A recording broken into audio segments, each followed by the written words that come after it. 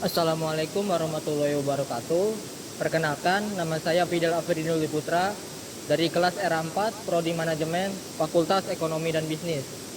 Di sini saya akan melakukan presentasi video untuk pengajuan UTS Teori Ekonomi dosen pengampu Bapak Muhammad Teguh Setiadi SEMM.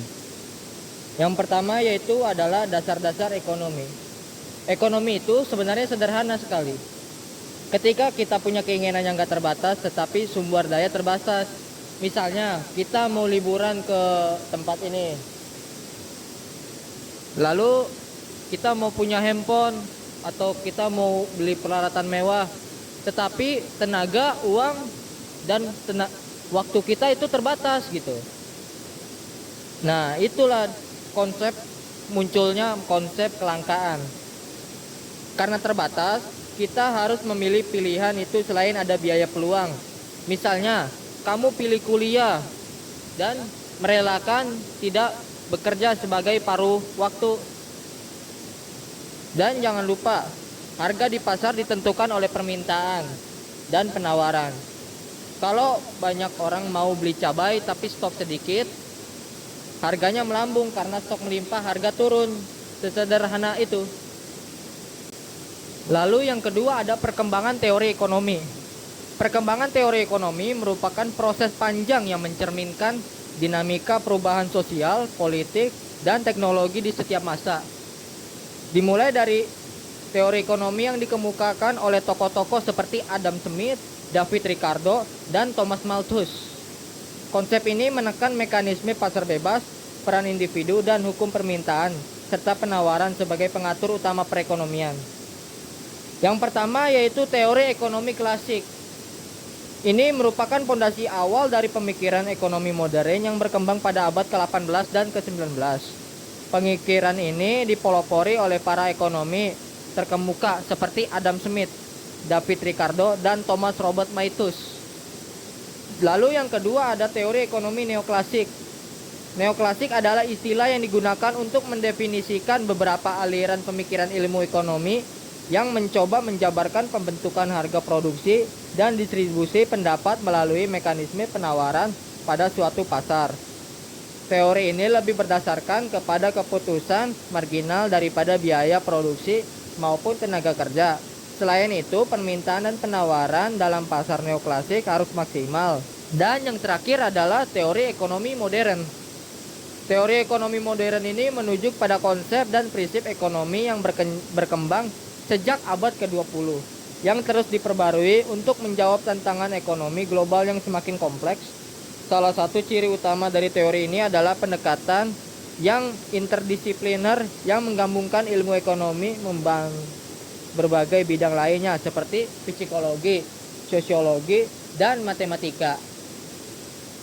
Bahkan ilmu komputer juga masuk ke dalam teori ekonomi modern. Jadi secara keseluruhannya teori ekonomi berkembang seiring perubahan kebutuhan dan masyarakat dan kemajuan teknologi. Pemahaman terhadap tiap fase perkembangan ini membantu kita menilai kebijakan ekonomi dengan lebih bijak, serta menyesuaikan prinsip ekonomi dengan tantangan global saat ini, seperti ketimpangan sosial, perubahan iklim, dan transformasi digital. Lalu yang ketiga ada permintaan dan penawaran. Konsep permintaan itu adalah jumlah barang yang diinginkan dan mampu dibeli konsumen pada berbagai tingkat harga. Hukum permintaannya yaitu kenaikan harga menyebabkan permintaan turun, sementara penurunan harga meningkatkan permintaan naik. Konsep penawaran yaitu jumlah barang yang produsen sediakan dan jual pada berbagai tingkat harga. Hukum penawarannya yaitu kenaikan harga mendorong produsen menawarkan lebih banyak. Penurunan harga mengurangi penawaran. Keseimbangan pasar yaitu terdiri dari equilibrium, titik di mana kuantitas yang diminta dengan kuantitas yang ditawarkan, penawaran tanpa intervensi pemerintah. Lalu ada surplus dan shortage. Surplus itu adalah penawaran melebihi permintaan, harga turun. Sementara shortage itu permintaan melebihi penawaran, harga naik. pasar otomatis bergerak ke equilibrium. Kesimpulan utamanya, permintaan dan penawaran menentukan harga keseimbangan pasar. Faktor non-harga menyebabkan pergeseran kurva dan mengubah kondisi pasar secara keseluruhan.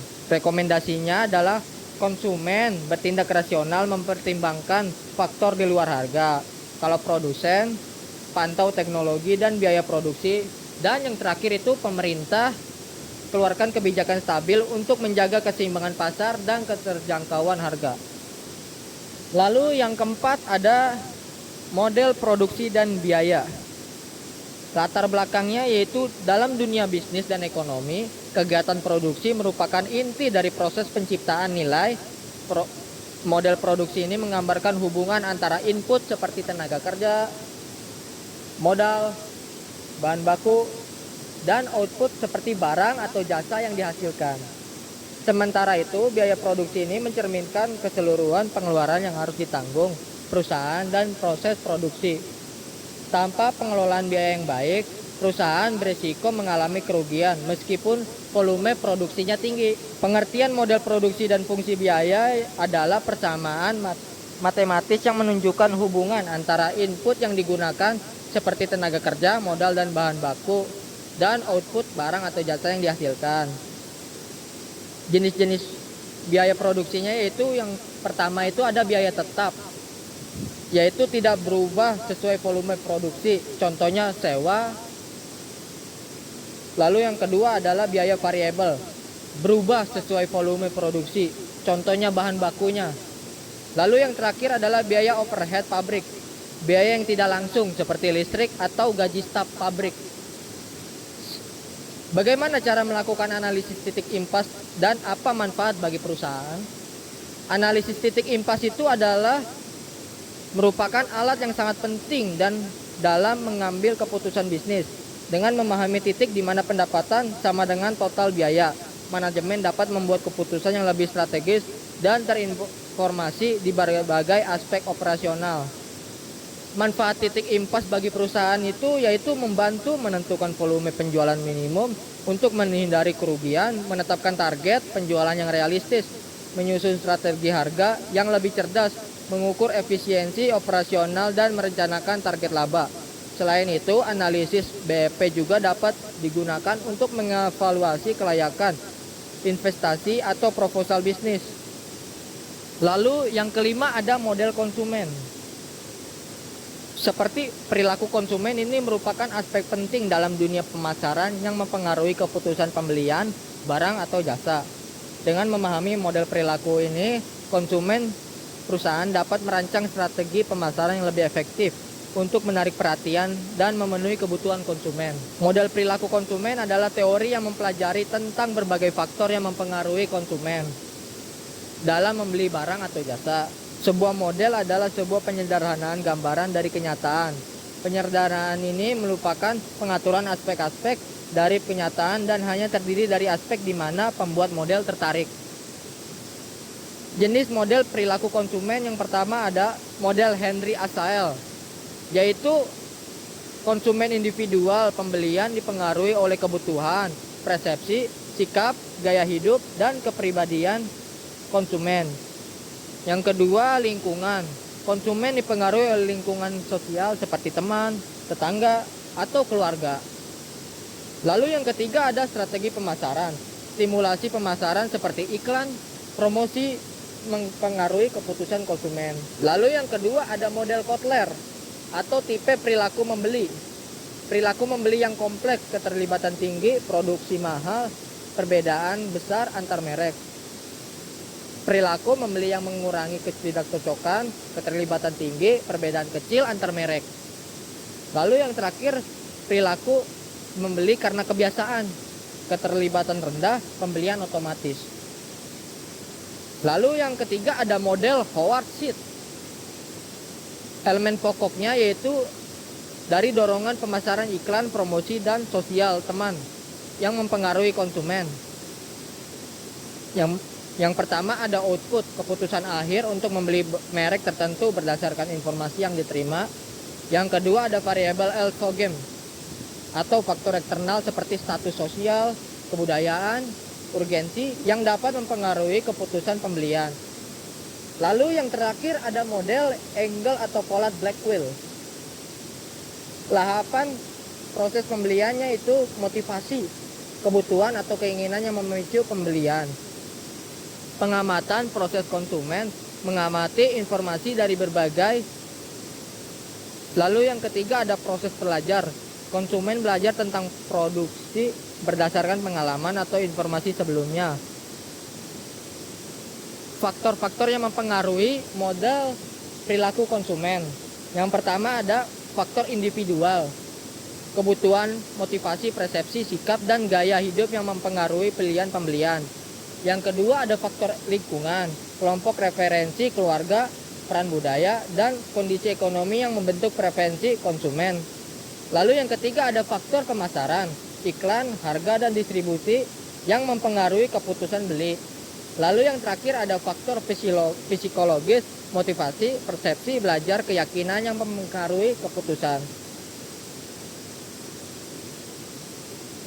Kesimpulannya, model perilaku konsumen memberikan kerangka kerja untuk memahami dan memprediksi bagaimana konsumen berperilaku. Setiap model memberikan pendekatan berbeda dalam menjelaskan faktor yang mempengaruhi keputusan konsumen. Dengan memahami berbagai model perilaku konsumen, perusahaan yang lebih mengidentifikasikan dan memenuhi kebutuhan pelanggan ini memungkinkan mereka untuk menciptakan produk yang relevan. Lalu yang terakhir ada model persaingan pasar. Apa itu persaingan pasar? Persaingan pasar adalah jantung dari ekonomi modern, merujuk pada interaksi dinamis antar berbagai pelaku usaha yang berebut perhatian konsumen. Ini adalah arena di mana perusahaan beradu strategi dalam menawarkan produk atau jasa terbaik. 4 model persaingan pasar utama terdiri dari persaingan sempurna, monopoli, oligopoli, bahkan persaingan monopolistik. Persaingan sempurna ini dalam model ini banyak diisi penjualan dan pembeli yang berperdagangkan produk yang homogen atau identik. Ini menciptakan transparansi harga yang ekstrim. Monopoli itu penjual tunggal ini memiliki kekuatan penuh untuk menentukan harga, kuantitas produk, dan ditawarkan beroperasi sebagai price marker. Contoh nyatanya perusahaan listrik negara di berbagai wilayah yang merupakan satu-satunya penyedia jasa listrik atau perusahaan farmasi yang memegang paten eksklusif untuk obat tertentu. Dampaknya, konsumen memiliki sedikit pilihan dan seringkali menghadapi harga yang lebih tinggi dibanding dengan pasar yang lebih kompetitif. Lalu yang kedua ada oligopoli. Beberapa perusahaan dominan saling bergantungan kuat. Keputusan strategi satu perusahaan, misalnya harga atau promosi, akan sangat mempengaruhi pesaing lainnya. Lalu persaingan monopolistik. Dalam persaingan monopolistik, banyak penjual menawarkan produk yang serupa namun tidak identik. Misalnya seperti smartphone yang kita pakai itu mereknya Poco, dan ada lagi merek yang lainnya seperti Samsung, iPhone, Apple, atau bahkan sejenisnya. Sama kayak tablet juga, kayak komputer juga, motor juga. Semuanya ada merek-merek lain yang bikin produknya serupa tapi tidak identik gitu. Kesimpulannya, memahami modal persaingan adalah fondasi untuk setiap strategi bisnis yang sukses. Setiap struktur pasar mulai dari persaingan sempurna hingga monopoli memiliki dinamika unik yang harus diantisipasi dan dimanfaatkan. Baiklah, dari perjalanan kita barusan kita sudah melihat bagaimana teori ekonomi berkembang, bagaimana permintaan dan penawaran bekerja, bagaimana produksi dan biaya dihitung, bagaimana konsumen membuat keputusan, hingga bagaimana pasar bersaing dengan berbagai modelnya. Intinya, ekonomi bukan hanya angka dan grafik, tapi cerita tentang pilihan manusia, tentang bagaimana kita mengatur hidup sumber daya yang terbatas. Semoga penjelasan ini bisa membuka wawasan baru, membuat kita lebih bijak dalam melihat fenomena ekonomi di sekitar kita, dan tentu saja lebih siap menghadapi tantangan dunia nyata. Terima kasih atas perhatiannya dan partisipasinya. Mungkin saya cukupkan. Apabila saya ada kesalahan kata, kurang lebihnya mohon maaf. Wabillahi taufiq wal hidayah. Wassalamualaikum warahmatullahi wabarakatuh.